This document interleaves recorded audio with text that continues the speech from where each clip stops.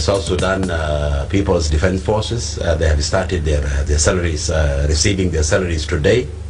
And we will go to the other organized forces, and also the public servants will be paid after that. And in the first hour, we will start by listening to the statement made by the Minister of Public Service and Human Resource, Ezekiel Lolgat-Quart. Also on the dawn today, an economic expert has warned that the poor condition of the 192-kilometer highway is slowing economic growth and costing the government billions of South Sudanese pounds in potential revenue. The situation of the Nimule road from Nimule to Juba has extremely gone worse, and really worse, compared to many times that road has been serving the people of South Sudan. So many vehicles have been overturning, impacting goods destined to destination in South Sudan to end up just in the Nimule road without going to where they're supposed to be going.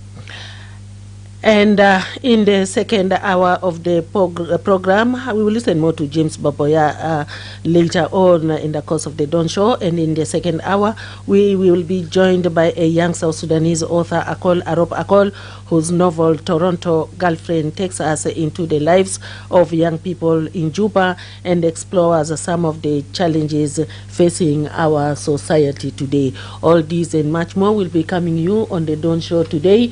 And we are going to start right away with the resident reports. After that, we'll get in with our very first item, second item, after the news headlines at 6:30.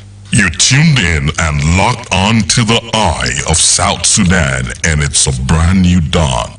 Na marhabekum muslimin tanna libarnamij tanna de dodon takulu sabah alkijali takun min yom al-ithnin lahadi yom al-juma min saa 6 lahadi saa takriban saa 8 wa alela anna nakaza modu annabi jawo nusufogo annabasma min Ezekiel Lolgat-Quart tabangali annas bada ligo muratabat tomon bada maqawat al-askeriya umon bada ligo muratabat tomon wa bardu annabasma min Boboya James alogwa nusu an tereta Juba Nimule albiga halato makwais wokelim gali al sikal batal de bagder nageso نجا الاقتصاد في بلد لأنه شاري ما كويس وناس بيفقدوا بليون من قروش جنوب السودان عشان شاري ما كويس. إذا شاري كويس طبعا أربات بدوروا طوالي والناس بيلقوا قروش ده بيجالي تكون.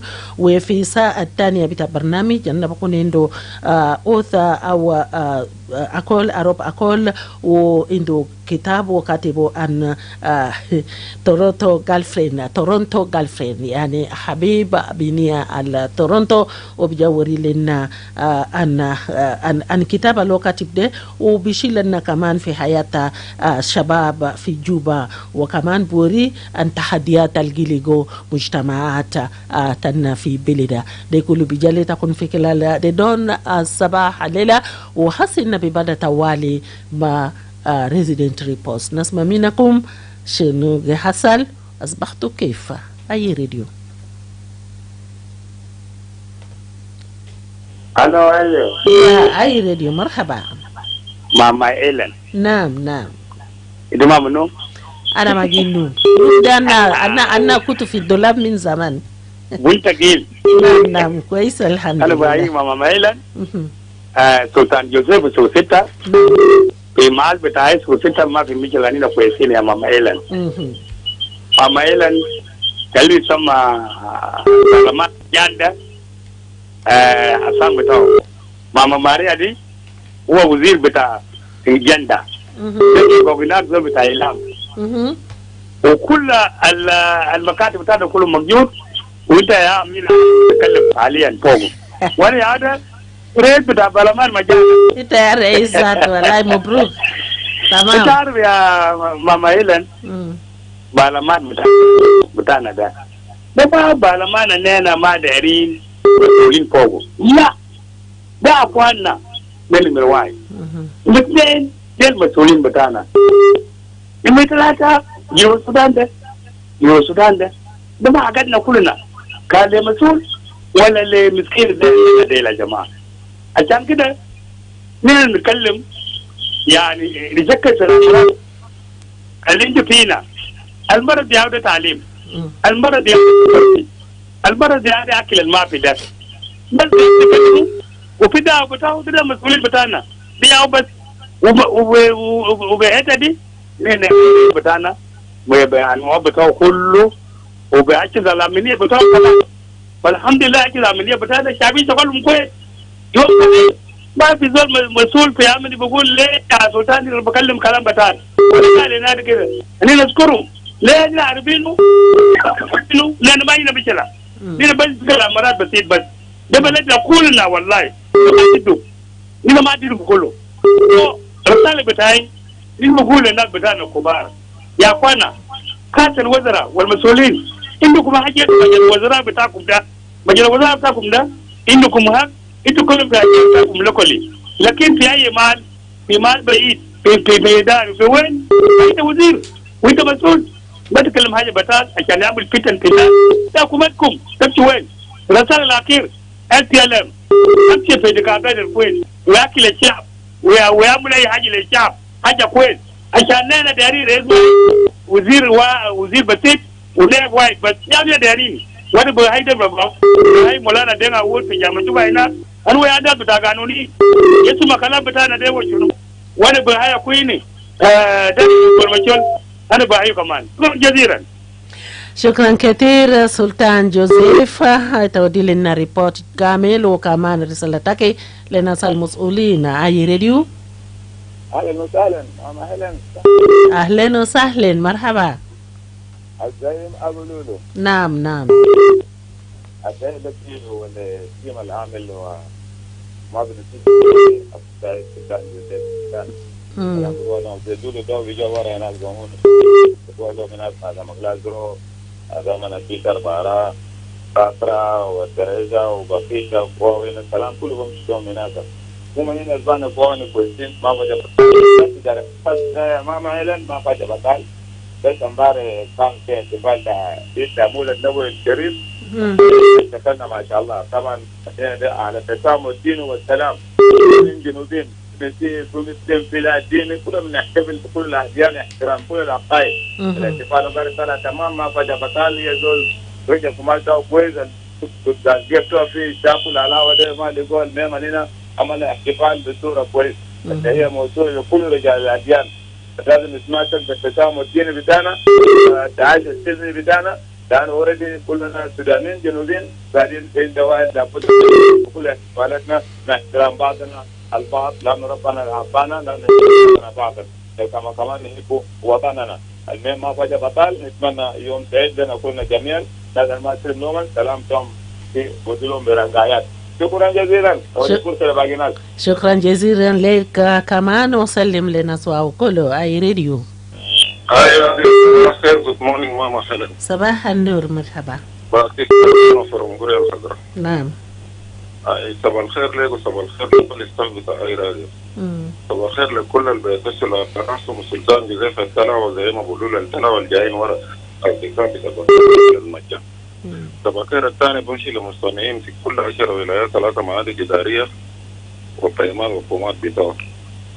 الناس الماشيين يصلوا بالسلامة والجايين يصلوا بالسلامة. الوفيات كثير يا ماما هيلن في بيوت في مستشفيات في مالات كثير. عندنا ولد أخونا بقولوا له ولد ده اسمه حكيم أبو رزق هم ساكنين في نيو تاون هنا قريب للبيت بتاع موني بوكي وولد ده قطعوا له نيجس في الأسبوع الفات. هسه ولد ده يتوفى الليلة الصباح. الناس كلها هسه ماشيين للمستشفى بالعسكريين. جزء من الناس ماشيين بيتهم جنب نيو تاون هنا. وده هو حياة بتاع الدنيا كده. الحس أنا شايف شباب ده بيقى فيه قطعتين بسكين ده وتعنين بشنو وبتعنين بالبانجا يعني حاجات لسه أولاد صغار هنا محتاجين لشباب عشان يبنوا بلد ويقوموا لنا بلد ويسيدوا محل بتاعنا هنا أبواتهم الماشين سدينا بدل أبواتنا وجدودنا لكن هم برامي أو بيجي يعملوا حاجات صغار وما مفهوم. وبنقول كل زول بيومه. أنا بقول الرب أقدر الرب أقدر يكون اسم الرب مبارك كمان ما يعرفنا إنه وفيات. أصبحنا كويسين في كوري ما فويا نتمنى يوم يكون جميل لكل الناس. شكرا. شكرا باتيستا أرمانو، ربنا يرحمه المرحوم. كمان كده نقرأ الرسائل دي شوية هنا. توت كيلام بقولوا good morning. Stuart Warikozi بقولوا good morning South Sudan. My regards to all listeners of iRadio watching live from Muluki Block C in Juba. And Tolmang Aboksan is saying yeah, this is Tolpuk Jr. That's what he's saying. He's saying, I'm watching live from Juba town, and we have Lucia Kemerino. He's saying, good morning, Radio. I'm watching live from Kopoko town, and my greetings goes to all the listeners, viewers of Radio across the country. And this one here is from John Umori, who's saying, good morning, Helen Samuel. I'm watching you live from Torrid. Thanks. Keep your messages coming. Radio Haba. صباح النور حبيك. الحمد لله ألف سلامة. نعم. معك دينسانتو في واو. نعم دينسانتو. إنتو كيف هنا؟ أنا بحييك وبحيي الأسرة بتاع العائلة كل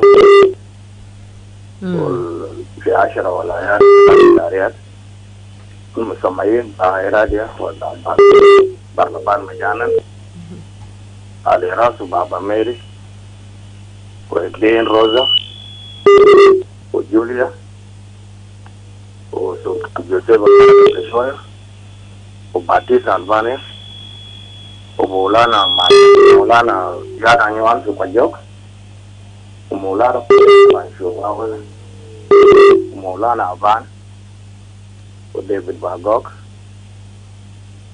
ومسابعين ماما جوليا. أنا بدوم صوتي للبطران بتاعنا القنال. كلام القال كان كلام قوي ومبارح بين لابد للمباحات بتاعنا شهادة رشوة. أنا بعيد 100%. اوكي. لازم وأنا بعرف قدرات فيكم شديد. أنتوا لو وصلت البلد ده لازم تقودوا لهم بطريقة فشجعوا أنفسكم مشوا. لأن الدان ذات الكنيسة بركة كبيرة، فما تجعل الكلام بتاع السيد الرنال. شكرا جزيلا. شكرا لك دين سانتو. حسنا في ريزدنت ريبورت دارين نعرفوا أقوال هناك كيف. سري كده نشوفوا تاني رسالة. أركانجلو أدوب أموم بيقولوا good morning Mama Helen Samuel, watching you live from Wanhale of Tonj. My greetings to Kezia Kayanga. Justin Kerry is saying good morning, and Seita Junior is also saying good morning. Jude Sambia Abibe is saying good morning Radio. I'm watching you live from Haikuze Yambiyo, and my greetings goes to all listeners, viewers of Radio and across the country, and my beloved father Amamu Justin. And Justin Mario here is saying good morning, I'm watching you live from Wow. Good day for you and good day to you too. Good morning Radio. ماما هيلين. نعم مرحبا. صباح الخير عليك. صباح النور مرحبا. صباح الخير عليك وصباح الخير الأسرة اللي تجيب منه كله أولاد بتاعك وجرارات بتاعك كله. نعم. الخير بتاعي تاني بيمشي السلطان بتاعنا ده هو يهو أول زول فعلا ده رئيس البرلمان ما عندنا كلام. صباح الخير بيشيلوه هناك ماما ماريا كله جاس أبو جاس كبير ودرانا ما أعرفه وين وفانسان صوت بتاعنا خلوه كمان يتصل عشان نعرف هو كيف. سليمان هناك كمان أنا كمان بقول له صباح الخير وجوز الاثنين كله يصبح عليهم في الصباح ده وأنا هناك في دوري رفيق ياخد في ريفراندوم مع جون بولو كل أنا بقول لهم صباح الخير. صباح الخير بتمشي للأسواق كله حتى سانتو هناك كمان أنا بقول لهم صباح الخير. ناس جديد مكوكو شلة دول كله ناس بتاعت واو، ناس بتاعت ملكال، ناس بتاعت أويل هناك سيبوا كده. أنا كمان بقول لهم صباح الخير والأسرة بتاعهم في أويل هناك. احنا نزحنا في كاشر كويس ما في حاجة بطال نشكر ربنا في الصباح. طبعا لسه وقت صباح ما بنعرف اللي بيحصل شنو لكن نشكر ربنا على اليوم بتاعت الليلة. شكرا كثير ماما هيلين. شكرا لك برضو جوليا من كسيري. أي راديو صباح الخير. صباح النور. مرحبا. كيف يديكو؟ أنا تمام. وأنا تمام برضو يا بابا سكي. نعم. يا بيبقى ملتا وكتازande bazuwa bika murta. Ana kulu tayin salam da masu lada salkulu ya sumareza ay radio sabade le matoke maprola lexi jensi bia o ana dental group fi age wai asu school tanina bada minu sabra ka asa laka di saharba yaltamedresa bika bile fi sika fi atuzam yaltamedresa gen fi fasel anabal lanu kan tarufu zaman tafutun nas bile fi fasel bara zaman tafutu da la kadi nihaya nasa kiri ya fi bitamon ita hainu yaltamedresa resa fi sika administration to school headmaster to school veterinary yard tanna ya tu zama numon gen fi fashion ya tu zama numon gito plus fisika ya tu ya tu fisika terin kara lanu iya fashion iya school ya kan kin simedesa fi zaman ta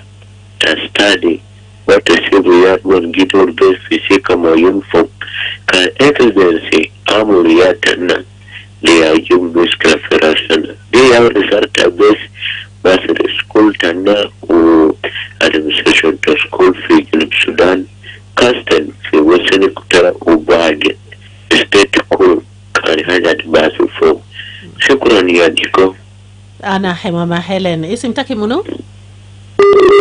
إيه ماما هيلين. نعم ديكو في إجازة. أنا يابا سكي في يامي مملكة تنزانيا. اوكي مرحبا. شكرا لك كثير كمان. نعم شكرا. نشيلو تليفون تاني. اي راديو. هلو اي راديو. يا صباح الخير دي انفو ده ماما هيلين. ماما هيلين شكرا جزيلا. يا كيف ماما هيلين؟ انا تمام. نعم صباح النور. اسم تاكي؟ الصوت بتاعكم وايد بس. سي أنا ماما هيلين وداك ديكو دي أندرو لازم بيكون في فريق. مرحب طوالي. شكرا جزيلا. نعم. معك سيبو كده من نويل. نعم سيبو كده. مرحبا. شكرا جزيلا. تحياتي لك والتيم العاملة معك في الاستديو وإخوة المستمعين بدءا بالسلطان جوزيف رئيس البرلمان المجاني وأخونا باتيسا أرمانو الأمين العام للبرلمان من المجلس وأستاذ نجوف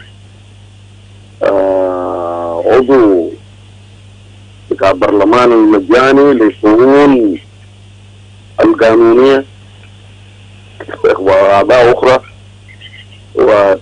وتحياتي مستشار بتاع السكيورتي ادفايزر ولا كوميونيتي ادفايزر السكيورتي او ذاته بكون السكيورتي. انا بهيين وانا ما بكون عندي كلام كثير عندي تعليق بسيط لكن هنا هنخش فوقه بعدين. خلاص نخش فوقه بعدين. مرتبات الطالع ده 3 شهور ولا 3 شهر واحد. أنا بجاز ما بعدين كنا نجيبه. بنتمو بعدين. بعدين أنا وين بتاع أخبار أنا بخشوا في موضوع مرتبات دي. شكرا لك. أي راديو. هلو. مرحبا. صباح النور. كيف تمام. سلم. staff بتاع أي راديو كله. including the guy. أنا أسلم البرلمان المجاني جاء الناس بيقولوا لكن المتابع ما البرلمان المجاني ده البرلمان الوطني. أيوة. أقول اللي بيتكلم معك كده.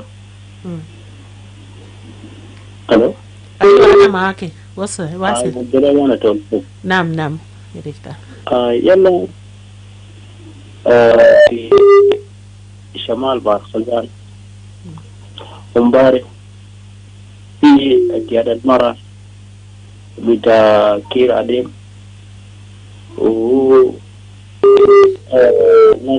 وعمل اجتماع وقسم إلى المكتب بتاع الكوميشنر بتاع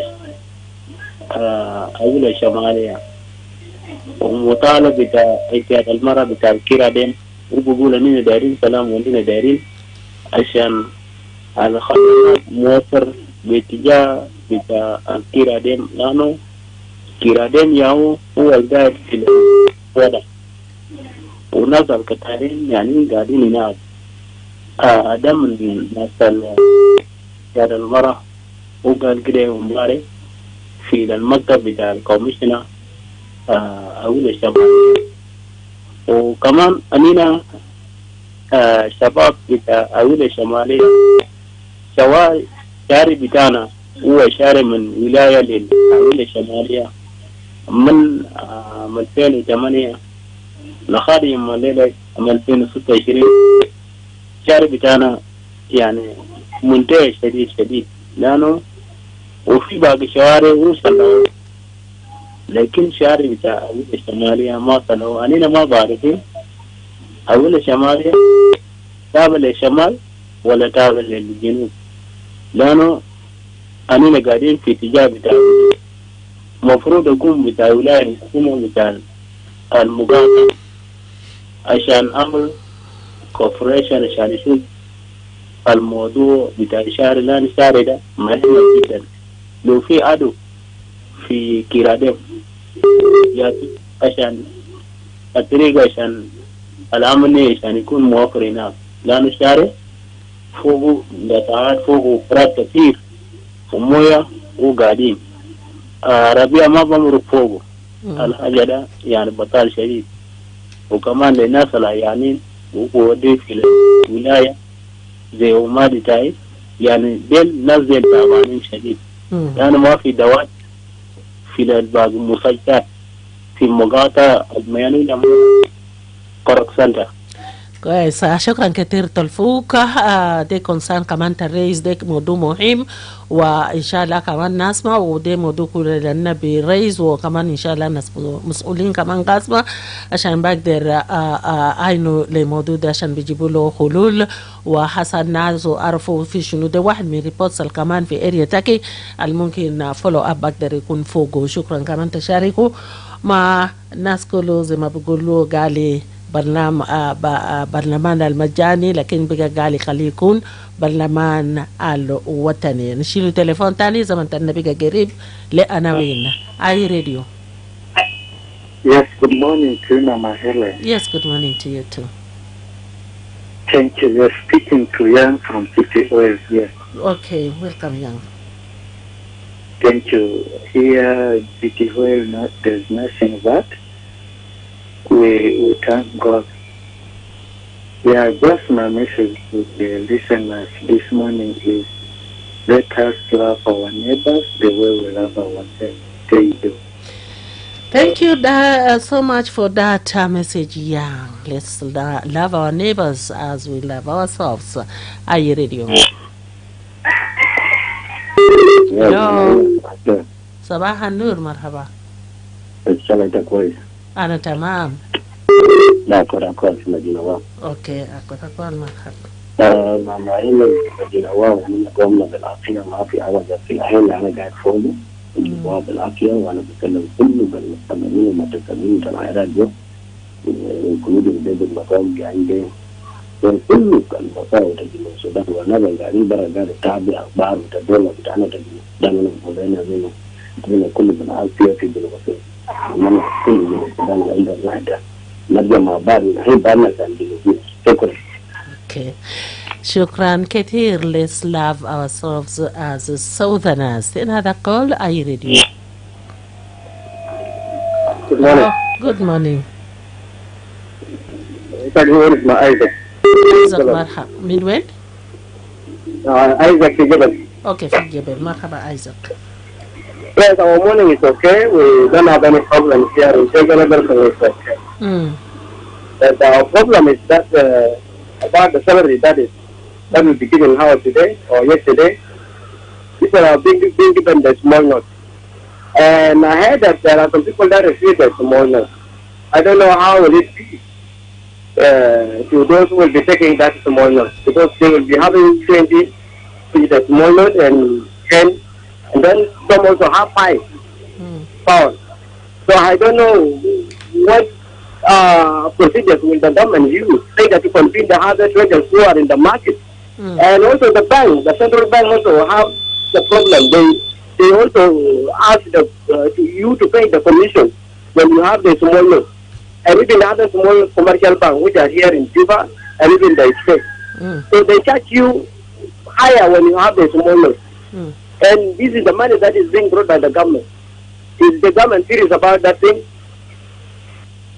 Okay, are you one of those who received the small notes? Okay, sorry, I lost him there, but this is a conversation. We'll have to take it to the next level when we have our next program. And I think one more call, some messages, and then we go for the news headlines.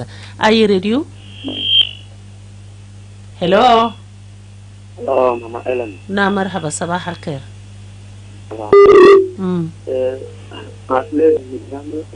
Demono? Levi. Nam Levi, marhaba.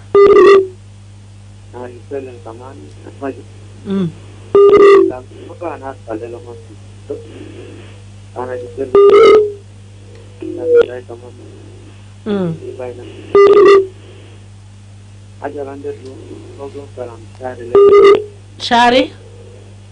كلام شهر الوزن في سوريا جدا النصر ما في عجيبة الشهر كل يوم لحد الفات سنة هذه فصل بالذات موضوع الشهر تكاري 3 شباب مات بس موضوع الشهر الشهر Kala shukran lek Levi, kama nitajibu konsanda wana mabishilu telefon tani nintaziru Darlington Moses bijaba shawaya ma anawinta akbar lakini indira sail hina fi kotut is saying good morning, just good morning. Goy Justin Ubungo is saying good morning Mama Helena. Samuel, I'm watching live from Alur Payam Mapel residential area of Western Bahar al-Ghazal. We are doing well in my area and I'm very happy to hear that salary is out for SSPDF, and what need is unity among us South Sudanese. Sebit Babi saying good morning IE Radio, watching live from Juba, and greeting to all the listeners of IE Radio. Adim Blood is also just saying good morning. Malue Tagani from Tongping is saying good morning. Helen Samuel in the studio. Convey my morning greetings to all listeners and regular callers of IE Radio across the nation. And Tabani Elia is saying good morning IE Radio. I'm watching you live from DRC in Danda. I'm very happy for the program. And Robert Ewot is saying good morning Mama Helen. I'm watching you live from Tokiman. Greeting to you and across the country. Mama Helen, we are fine, only the situation is the problem, and everybody is going through that hard situation. We hope that things will change in the near future, and it's almost time for us to go for the resident reports, so just keep on, stay tuned so that we can move on after that to our next item on the program today.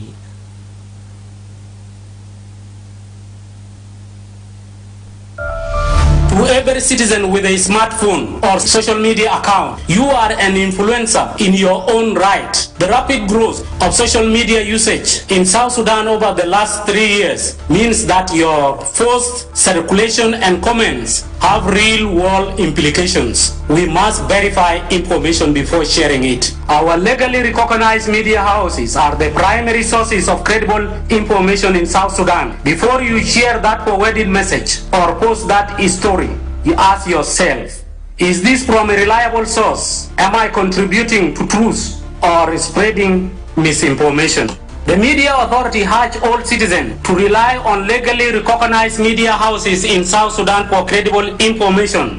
This institution work tirelessly to verify facts and maintain journalistic integrity. Media houses are encouraged to continue with their diligent work in verifying information before publication. Your role in maintaining the authenticity of news is paramount. The Media Authority advises the government to ensure timely dissemination of authentic, credible information to prevent the spread of misinformation. This is not just about controlling information, it is about protecting our national harmony and unity.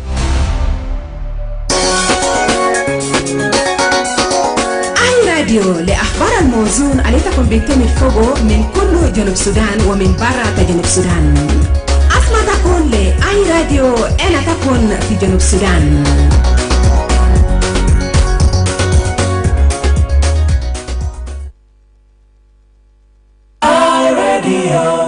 Your eye on South Sudan, I-Radio. Your eye on South Sudan, I-Radio.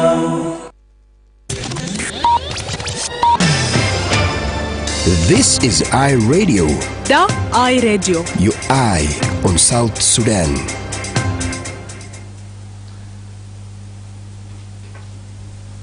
Good morning, the Don Show.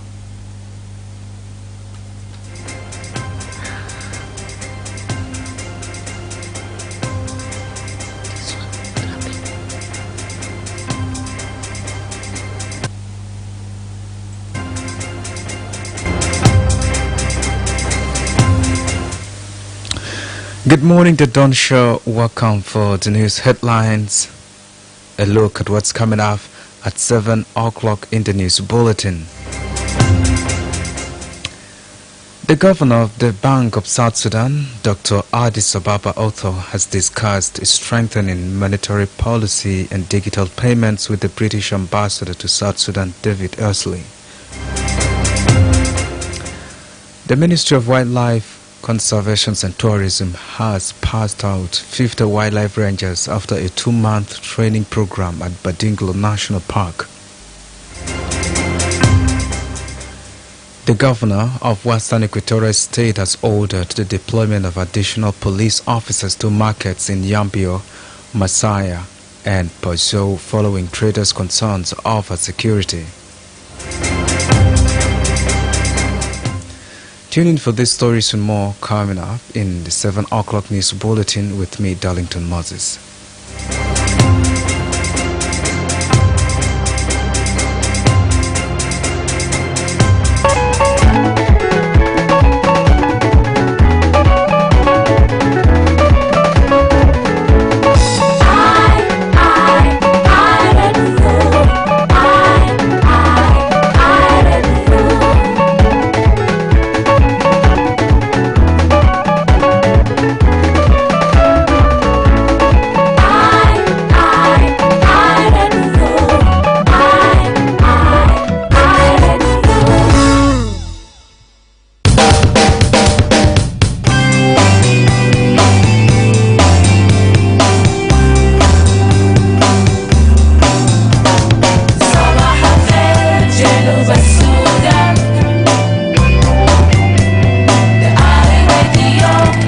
تقوم في جنوب السودان.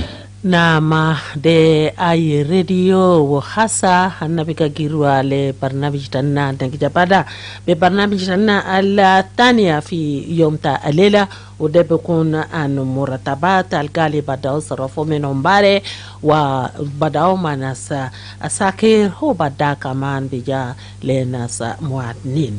Now we begin our second item. We're going to the second item actually, and with the important issue that affects the lives of every public servant, that is salaries.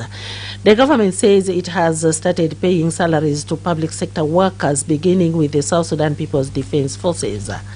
According to the Ministerial High-Level Committee on Economic Reform, the payment process started on Monday and will continue with other organized forces before reaching other public servants. Minister of Public Service and Human Resource Development Ezekiel Lol-Gatkot says that the government is also working to increase domestic revenue collection, including taxes collected at border areas. The government says it is also working to improve domestic revenue collection, including taxes collected at border points, to strengthen its ability to meet salary obligations. Now let's listen to the Minister of Public Service and Human Resource Development, Ezekiel Lol-Gatkot. We are also happy to announce that the process of paying salaries has started today, this Monday. The South Sudan People's Defense Forces, they have started their salaries, receiving their salaries today, and we will go to the other organized forces, and also the public servants will be paid after that. The process has started, and the good news is that taxes that are being paid in cash, we are receiving cash in all the border areas, and also we have discussed the issue of non-exemptions, because all those who are doing businesses in the Republic of South Sudan should pay tax. And those who are actually going to be found violating these non-exemptions or non-statutory tax exemptions will be held accountable. Everybody, tax evasion is a crime. You should not evade tax. You should pay tax, because if you are found not to be paying tax by evading tax, definitely you will be held accountable, and the law will be applied on you. It was a good day today, and we had a good meeting. So what does this announcement mean for public servants who have been waiting for their salaries?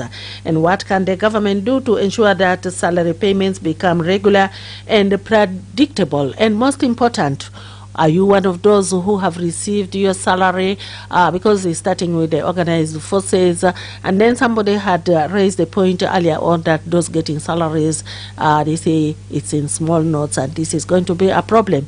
So what is your experience, those who have been able to receive their salaries starting yesterday? Naam, nitakunasma min henak min wazir Ezekiel Lol-Gatkot wataban wonuso an kalamta muratabat al-badaw dafau men umbare wa hukengali bada manasa asakiru bada kaman bosolo le bagi fia bita mujtama al-nasal amilin bita tadola وكمان ونسو أن دفع بتاع الضرايب ودي كمان مهم عشان في ناس تانيين ومن جيلي فلفو دوران ومن ماجي دفع ضرايب دي كله ونسو فوقه وسؤال النقاصالو انت بيفتكر شنو أن إلاندي الوريدة وبذاته طبعا حسب بداو دفعوا ولكن باقي للعاملين بتاع الدولة ساكريا بدا لقو مرتبات ديل وعاملين كمان كان ينتظروا لكذا زمن لفترة طويل عشان مو بقدر لقوا مرتبات تومن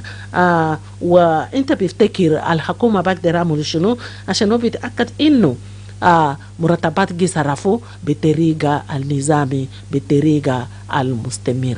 ومهم كمان إذا بقدر وري لنا حال إذا واحد من الناس اللي جو مرتب تاكي أمبارح زي جبال في زول جيبوا شكوى إنه ناس اللي صرفوا قال قروش ده يعني هو أوراق الصغار وده كمان يكون له منتحادي في جوا السوق. أنا حاسة المجال الفرصة ليتا عشان تبودي تعليقاتك أنا كلام التاسمع من وزير إزيكيل لول-Gatkot. أي راديو؟ راديو. Yes. إيه ماما هيلن. كده سكون بموت. شديد أسا صربو سكون. أيوة أسا وزير وندز وفاد ولا أي بس. وما كده في الاستوديو؟ ما في استوديو بس نسيله صوتون. خلاص مدينة بقى بارد لو كان تكون كان الليلة والله. أنا برا في كلام بتاعه ده يا ماما هيلن وما بطال. ماما هيلن أنا ما صرف زي ما أنت قلتها أنا ما نجيت.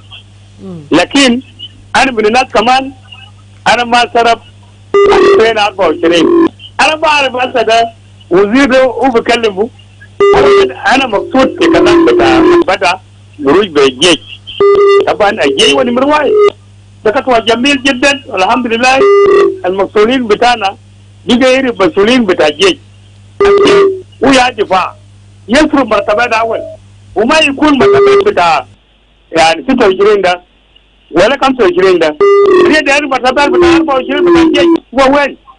والبوليس والسجون وكل القوات النظاميه اخرى. طيب ايجي في مرتبات بتاع ما عندنا سلاح. مين ده بتاع التعليم العالي؟ التعليم العالي ده ما عنده سلاح قوي. هو الطلاب بتاعنا ده كان يكون مجد يجيب لهم بعد الكورس ده يجيب لهم الكورس بتاع التعليم العالي والكورس بتاع لازم السيفة. يا جماعة إذا كان كوبا بارو كلام ده ونمرة 4 إنتوا كمزاد هذا الإعلام يا ذي الإنسان وإذا كان الكورس بتاعهم. طيب الكلام بتاع الوزير وكلام كويس يا جماعة. البلد فيه قروش البلد فيه قروش كلي يرفع مرتبات كله ما دارين حاجة اللي فين 24 نوع دين و25 دين و26 دين وكاشين في 27 يا لاريس يا رايز الماشين تكابل أنا ما دارين حاجة اسمه دين أدي الناس عشان شعب يكون مبسوطين وماشين تكابل عشان يجيب رئيس واحد ونائب واحد والوزراء بسيط وكل بسيط عشان المواطن ده يكون مرتاح عشان كل يوم لازم يقول الانتخابات كويس. أنه يا جماعة الاتفاقية بتاع 28 ده هو خلاص انتهت 12 ده ل 18 ده هو انتهت ماشي انتخابات ويا جا 5 نواب اتفاقية بتاع ده يا جا جوبة جنوب السودان يا جا مشاكل ده كله أنا نجيب رئيس واحد ونائب واحد. شكرا جزيلا. شكرا سلطان جوزيف لنظريات العام كله ده. أي راديو. هلو اهلا وسهلا معنا هلا سامويل. اهلا ومرحبا طوالي مرة ثانية. عزام ابو ليلى سلام بيتا وبنتي تعالى عمي سلطان جوزيف لو التهيئة او قبر كويس من سيد الوزير وبدا مع جهاز الامنية ولا سافر قبرته كويس اللي بعد كده يواصل بالمرتبات لباقي القطاعات المال اللي قبوري كامل. لكن الاسئله ده ترى نفس اللسه انا ما اعرف اجابات من اللي بيقولوا بعدين ولا بكره انا ما اعرف. تقولي كم شهر الجي ثلاثه واذا الضمان بتاع استمراريه عشان توالي كده ما هو مبروج الورا الناس كيف طالبوا ده عشان ما يكون في الحكومه بعدين بكره بعد بكره كده يكون في تفاصيل واضحه كمان. والان الموارد بتاعنا موجود من عبر الموارد ده لابد ان يصلوا المرتبات على عمال كل دول شغال وكمان قال يمشي في التل طرق تعليم صحه. احنا عارفين شنو اصلا الخدمات المواطن محتاج له. المسؤوليه بتاعنا كلنا حكومه وشعبا لكن الحكومه طبعا ويا العيد الطويل وده عقل المدبر. شكرا جزيلا. شكرا. سؤال فعلا ما بيلقوا إجابة هسه لكن سؤال ده كمان ممكن نشيله لقدام لأنه الناس المفروض بيجاوبوا ما في هنا وكان في طريقة أنا بقدر لقوا إجابة بتاع السؤال ده يمكن في خلال اليوم أنا بقدر لقوا معلومات زيادة. أي راديو؟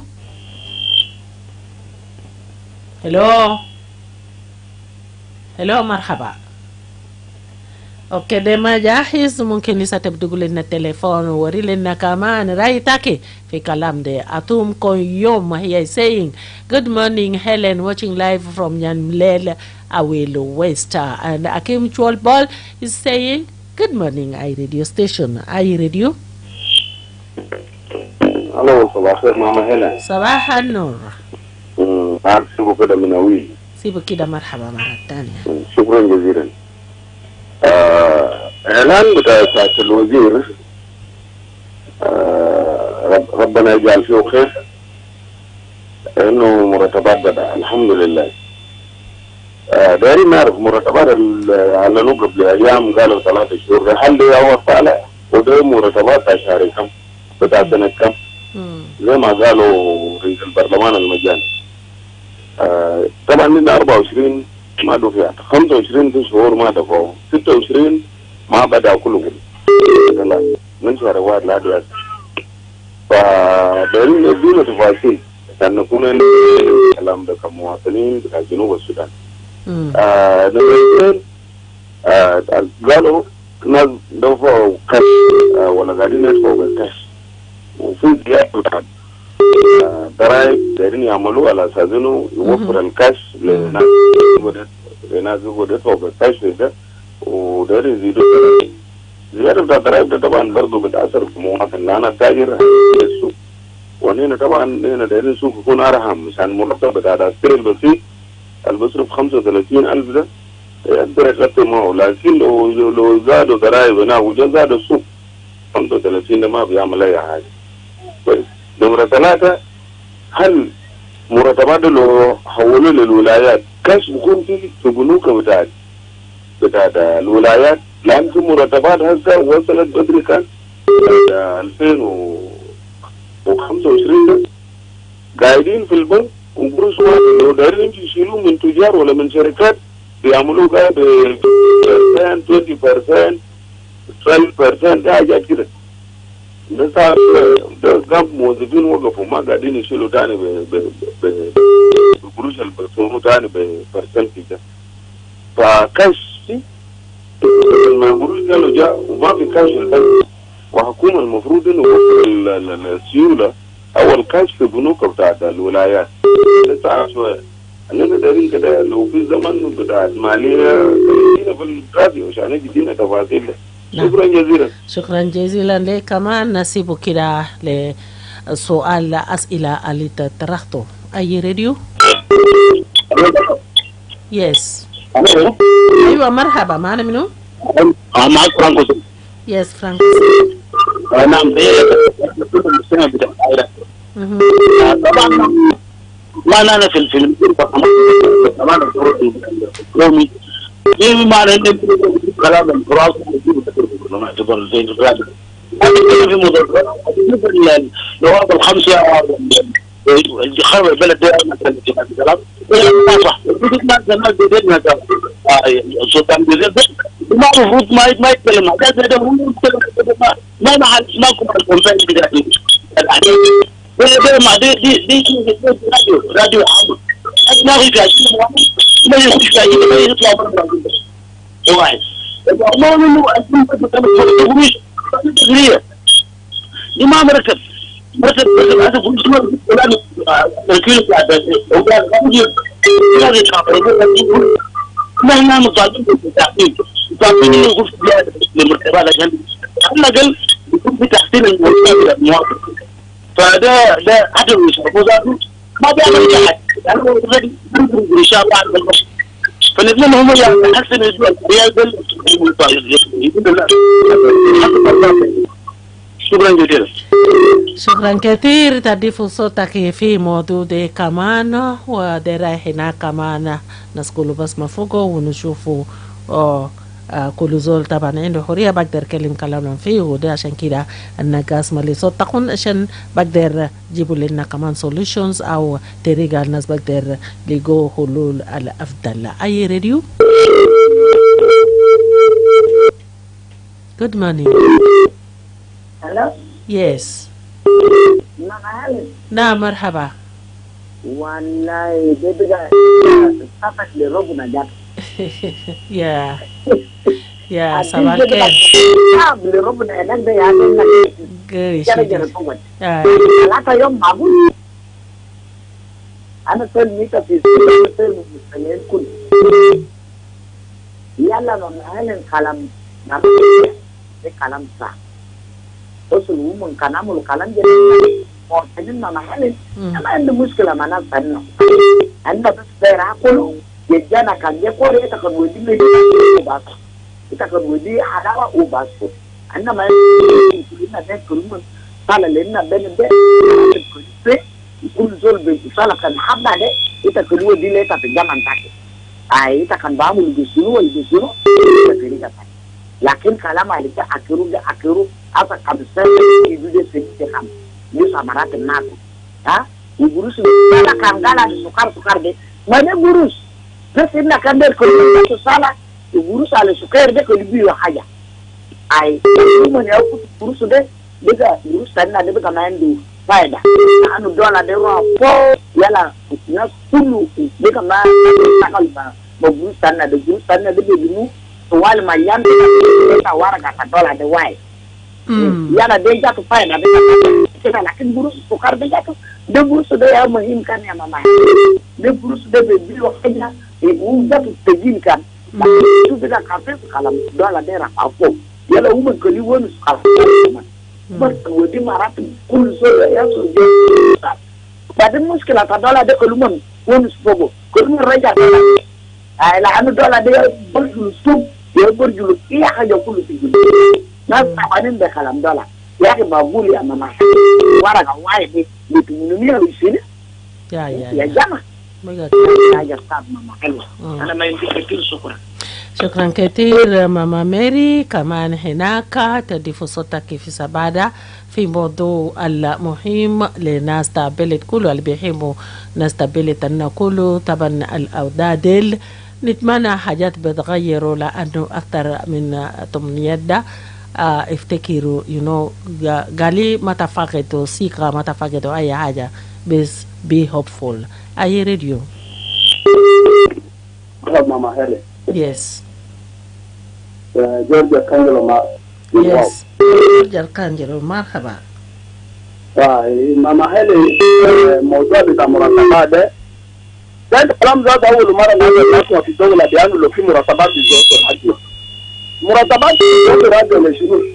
كأجا بتاع مواطن الزول بتاع عامل موزي بتاع السودان اشتغل في الأولى ما بزو أجا ما بتالا ما يبتالا بس لكن فجأة بيجا قاعدين عملوا بيانو كان ما يتالا بعلنوا جراجة ما يزال بدور ما بيجيب شوال بتاع فام كان بيجا شوال فام عندنا هنا باردين أجا بزو في راديو مفروض أجا كان زاو في راديو يقول يا مرتبات علامة الناس فروض بتاع 3 سنة بالنص السنة قاعدين يصرفوا في سنة واحدة يصرفوا 3 4 مرات كل جابوا ده 10 شهور ده 15 شهور أما ده جروب ده سنة كل ده سنة وشوية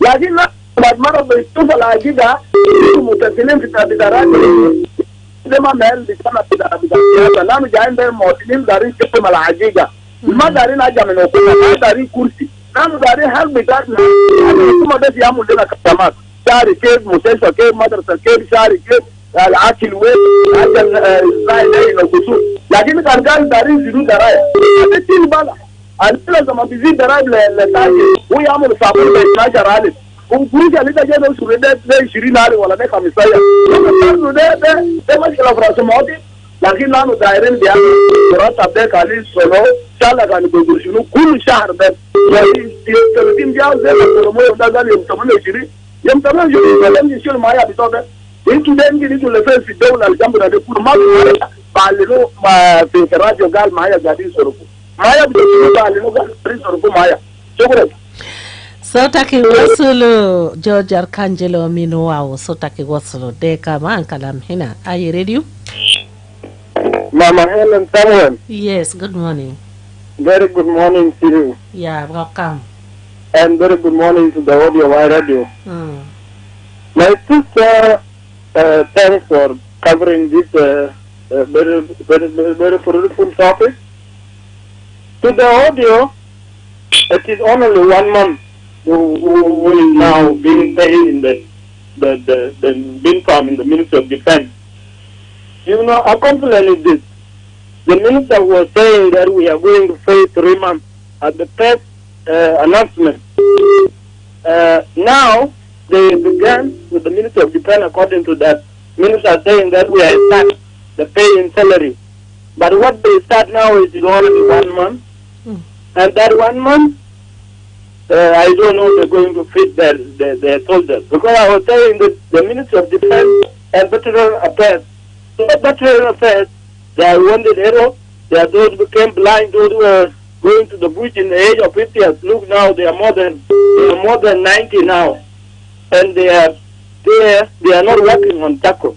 So they are always waiting their salary.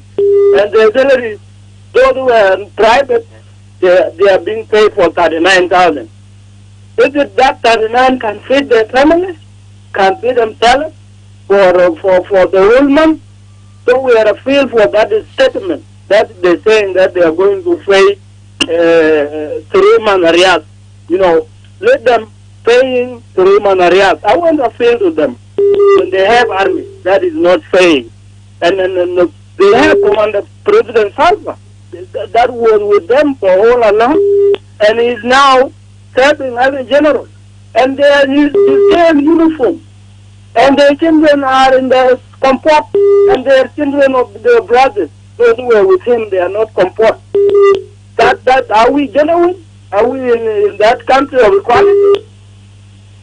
That members of the parliament and the members of cabinet are all receiving medical allowances, and the soldiers, they don't have single allowance, medical allowances. They are supposed to start from the soldiers, give them 100, each soldier has a medical allowances. They are supposed to give $100 because they are not being given single thousand. Okay? They are supposed to be given medical allowance all over the country. Okay? But if it's not there, this 39 as seen as a citizen of this country is not enough. You're praying your soldier who is always stand on the every day on the life of others, and he's been very already. Sorry. Thank you. Thank you, Joseph, for those comments. Your voice has reached iRadio, and I hope it through iRadio it has also reached those concerned, the authorities concerned, so that change can happen in the country. One more call before we go for the news at the top of the hour with Darlington Moses. iRadio. Good morning. This is me, David Mago from Wow. Welcome. Mama Hellen, da awal mara na Sudan alfوق مشاكل ده ناس ما قاعد بيتكلم فوق برنامج تامين. وإنت مشيت في ولاد القريب مع السودان ده جنوب السودان حاجة اسمه شابتر 1 سالري. هذا الكلام يوم 30 ده لازم يودي لزول شغال. في جنوب السودان ده بلد دايرين يعملوا تاريخ براو أكثر من العالم. يا سبب ده قاعد بيشوف أجاد غير الناس قاعد بيتكلموا. يعني إنت قلت قاعد تدار زول يجي شغال. وتقول زول ده قال يوم 30 أو بعد شهر أنا بدفع قروشا. ونجا مشاكل ده لما الناس قاعد وصل بدرجة الناس قاعد بيتكلم قال أكون بمشي دفع الناس وكده يعني جيب لنا زول واحد من اللجنة الأسد فيك شغال ده. لجنة شغال أسد ده ويوم ده كان قالوا قال رئيس قالوا قال 3 شهور ودي أسد ده قاعد ودي في فلفان شهرين تانيين ده وين نمرة 2 القانون اللي كان موجود في جنوب السودان قال في حاجة اسمه شابتر 1 الناس يضربوا 100 مشى وين؟ نمرة 3 أسد في البنوك ما فوق قروش بتاع الدولة ده ودولة منو؟ قروش ده يعني نمرة 4 في حاجة بقول قال ضرائب الضرائب بقول قال يزيدوا ده لجنة ده بدأ كلام برنامج تاسو من قالوا كلام برنامج تاسو عشان ما يبدو ما بعد قروش ولا عشان قروش ده يكون قروش تاع جنوبين خلي السياسيين بتاعنا ده يشوف الحياة بتاع الدولة ده الجنوبيين ده ماشيين كيف يعني ما في سوق غالي دولار يعني يا بيجي كمل دولار والباوند بتاعنا بيجي ما قاعد بلغوا ذاته هلا الشغل ده اللجنة ده شنو كان ناس شغالين مع حكومة ما في حاجة بيقولوا قال ما يجي ناس فلان بعد بيت ناس فلان بمشي بس ما لو طلب ودي زول لو موتر ولا العسكري ولا أي زول شغال مع حكومة ده إنه هم ودي له ما